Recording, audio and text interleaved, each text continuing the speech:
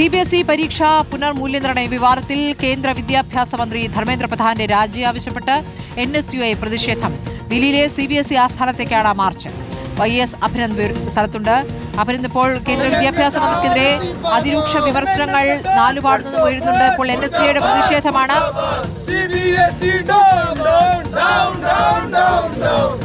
എവിടെയാണ് ഈ പ്രതിഷേധം നടക്കുന്നത്? ഇപ്പോൾ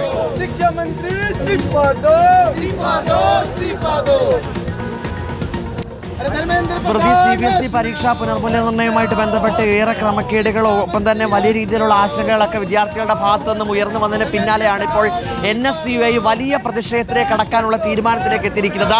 കഴിഞ്ഞ ദിവസം കേന്ദ്ര വിദ്യാഭ്യാസ മന്ത്രി ധർമ്മേന്ദ്ര പ്രധാൻ തന്നെ ദില്ലിയിലെ അവലോകന യോഗത്തിന് ശേഷം കുറ്റം സമ്മതിക്കുന്ന സാഹചര്യമുണ്ടായി.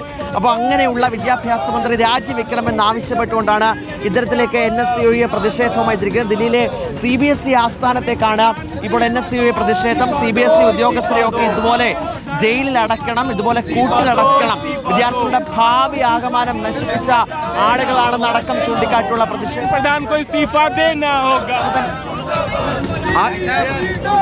आज प्रोटेस्ट यही वजह है क्योंकि CBSE और शिक्षा मंत्री मिलके 12 लाख से 18 लाख छात्रों का सपने भेजा है. 1 करोड़ पेपर को एक टेक्नोलॉजी को दिया है जिसका ड्राई रन भी नहीं हुआ है.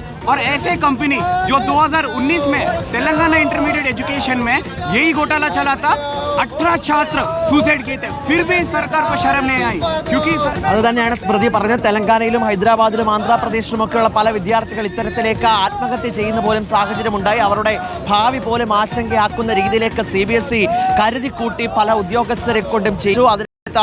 മറുപടി പറയണം. നീറ്റ് പരീക്ഷ ചോദ്യപേപ്പർ ചോർച്ച നമ്മൾ കണ്ടതാണ്.